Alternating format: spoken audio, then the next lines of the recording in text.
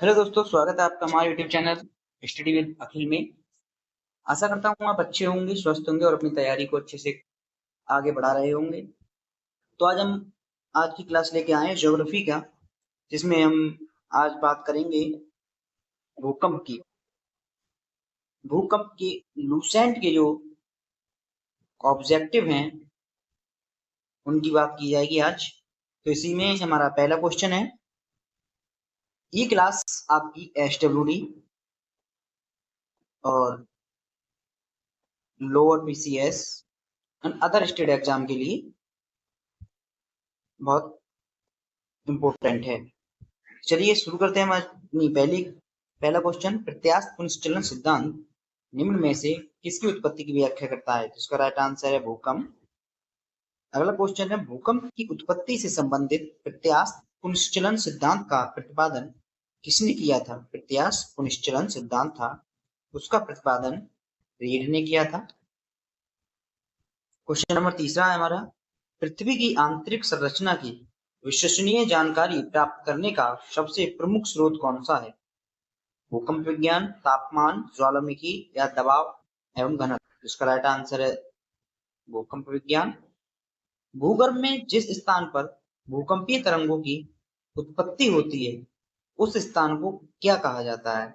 अधिकेंद्र, भूकंप केंद्र, भूकंप अधिकेंद्र या इक्लोजाइट। राइट आंसर इसका भूकंप केंद्र। चलते हैं अगले क्वेश्चन की ओर।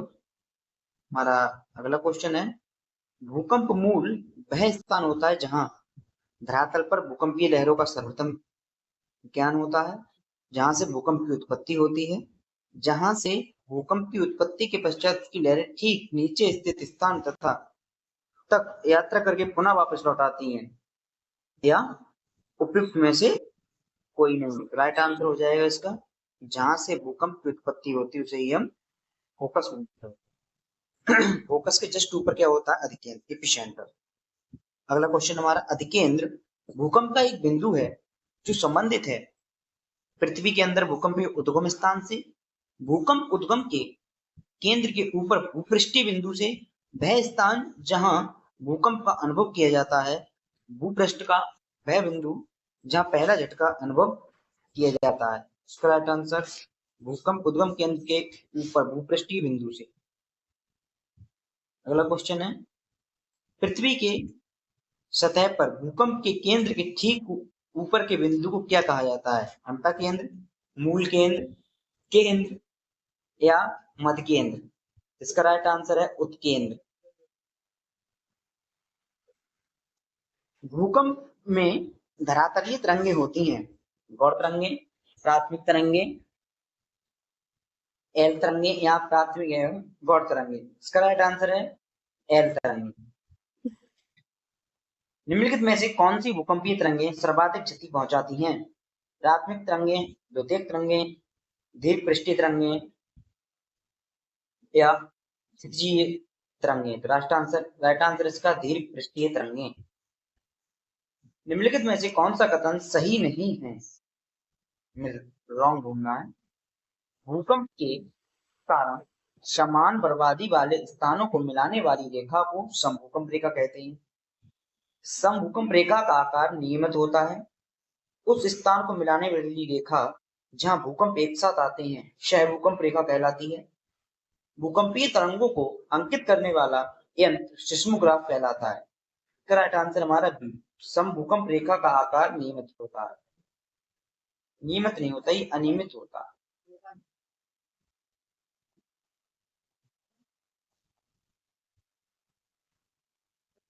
अगला क्वेश्चन है, निम्नलिखित में से कौन सा कथन सही नहीं है? रिएक्टर स्केल भूकंप की तीव्रता मापने का एक यंत्र है।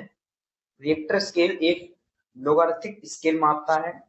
ये स्केल भूकंप की ऊर्जा को मापता है, या इनमें से कोई नहीं। इसका राइट आंसर हो जाएगा इनमें से कोई नहीं, मतलब सभी राइट आंसर, सभी सही है।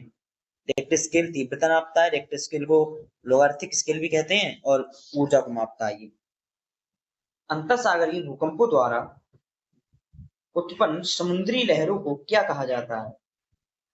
अंतःसागर में मतलब सागर के अंदर भूकंप द्वारा जो लहरें उत्पन्न होती हैं उसे हम सर्ग कहते हैं या सुनामी कहते हैं, स्केल कहते हैं, केम कहते हैं? इसका राइट आंसर है सुनामी। उसे हम सुनामी कहते हैं। सुनामी का मुख्य कारण निम्नलिखित में से कौन है? ज्वालामुखी, भूकंप, चक्रवात या पृथ्वी चक्रवात? इसका राइट आंसर है भूकंप। विश्व के सर्वाधिक 63% के लगभग भूकंप निम्न में से किस पेटी में आते हैं? परिप्रशांत महासागरीय पेटी, मध्य महाद्वीपीय पेटी, मध्य अटलांटिक पेटी, हिंद महासागरीय पेटी? इसका राइट आंसर है परिप्रशांत महासागरीय पेटी। अगला क्वेश्चन है हमारा, भूकंपों का प्रभाव महाद्वीपीय भागों के अतिरिक्त महासागरीय भागों पर भी पड़ता है और इससे महासागरों में भयंकर लहरें उत्पन्न होती हैं। इन लहरों को किस नाम से जाना जाता है? ज्वारवृत्ति, सीचेस लहरें, सदासेप या सुनामी? इसका राइट आंसर है सुनामी। सुनामी किस भाषा का शब्द है? जर्मन, पुर्तगाली, जापानी या चीनी? इसका राइट आंसर है जापानी। इसे लिखा जाता है सुनामी, ठीक, इंग्लिश में। किस देश में भूकंप से उत्पन्न विनाशकारी समुद्री तरंगों को सुनामी कहते हैं? जापान। तरंग पदार्थों से होकर ना गुजर सकने वाली भूकंपीय तरंग कौन सी है? पी, एस, एल, ये इनमें से कोई नहीं। राइट आंसर इसका एस। रिएक्टर स्केल का प्रयोग किसके मापने के लिए किया जाता है? वायु की आर्द्रता, वायु का वेग, वायु की तीव्रता, तरल का घनत्व? राइट आंसर इसका भूकंप की तीव्रता। सिस्मोग्राफ किसे मापने के लिए काम में लाया जाता है? सागरीय तरंगों को, ज्वार भाटे को, भूकंपीय तरंगों को? इनमें से कोई नहीं। इसका राइट आंसर है भूकंपीय तरंगों को। सिस्मोग्राफी किसका विज्ञान है? नदियां, भूकंप, पर्वत या ज्वालामुखी? इसका राइट आंसर है भूकंप। समान भूकंपीय तीव्रता अर्थात समान बर्बादी वाले स्थानों को मिलाने वाली रेखा को क्या कहा जाता है? समभूकंपी रेखा, सहभूकंपी रेखा, समताप रेखा या समदाव रेखा? इसे समभूकंप रेखा कहते हैं। बर्बादी रेखा मिलाती है समभूकंप, समान ताप मिलाती है समान ताप समतल, ये मिलाती है समान ताप, और ये समान दाव। और सहभूकंप रेखा कौन सी होती है? जहां भूकंप एक साथ अनुभव किया जाए,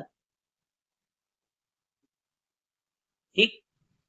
किसी क्षेत्र के उन स्थानों को मिलाने वाली रेखा जहां भूकंप एक साथ अनुभव किया जाए उसे हम सहभूकंप रेखा कहते हैं। सह मानी साथ, सम मानी समान।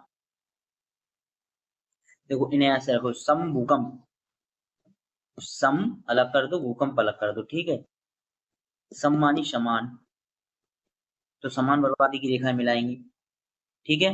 और जो सह है मैंने साथ में, जो बिल्कुल पहले किया गया था अनुभव वैसा ही वो।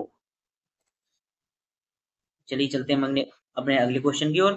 समभूकंप रेखा का आकार प्राय होता है नियमित, अनियमित, वृत्ताकार या एक रेखीय? इसका राइट आंसर है अनियमित, क्योंकि समभूकंप रेखा पता नहीं कहां से किधर निकल जाए, कहां निकल जाए।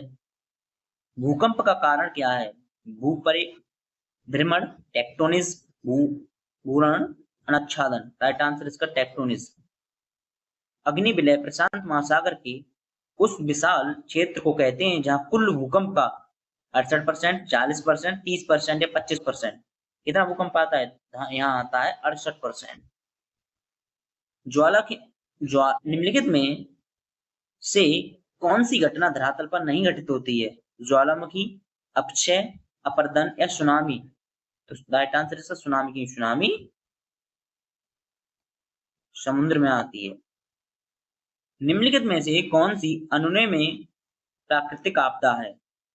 भूकंप, चक्रवात, बवंडर या प्रवंजन? राइट आंसर इसका भूकंप। निम्नलिखित में से कौन सा एक एशिया के पूर्वी सीमांतों में होने वाले भूकंपों का एक कारण है? एशियाई प्लेट के नीचे पैसिफिक प्लेट का अवगमन, यूरोपीय प्लेट के नीचे अफ्रीकी प्लेट का अवगमन, एशियाई प्लेट के नीचे इंडियन प्लेट का अवगमन, पैसिफिक प्लेट के नीचे अमेरिकी प्लेट का अवगमन। इसका राइट आंसर हो जाएगा एशियाई प्लेट के नीचे पैसिफिक प्लेट का अवगमन। भूकंप तरंग के उद्गम बिंदु को क्या कहते हैं? अधिकेंद्र, फोकस, प्रकाश मंडल या भूकंपीय जोन। इसका राइट आंसर है अधिकेंद्र।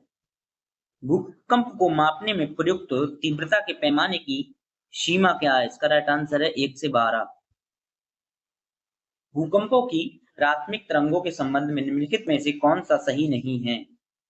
प्राथमिक तरंग ये ध्वनि तरंगों जैसी होती हैं, ये केवल ठोस से होकर गमन करती हैं, ये गैसीय, तरल और ठोस पदार्थों से होकर गमन करती हैं, ये तेजी से गति करती हैं और सतह पर सबसे पहले पहुंचती हैं। इसका राइट आंसर ये केवल ठोस में गमन करती हैं, मतलब ये सही नहीं है, ये ठोस तरल सबसे गमन कर सकती हैं। भूमि के भीतर टेक्टोनिक प्लेटों की अचानक गति के कारण होने वाले उस कंपन या तरंग को क्या कहा जाता है जो भूमि और उसके चारों ओर की गति कर सकती है? तो इसे कहते हैं हम भूकंपीय तरंग। आज के लिए इतना ही, मिलते हैं अगली क्लास में। तब तक आपने अगर हमारा चैनल सब्सक्राइब नहीं किया है तो चैनल को सब्सक्राइब करें, वीडियो को लाइक करें और दोस्तों में शेयर करें। धन्यवाद।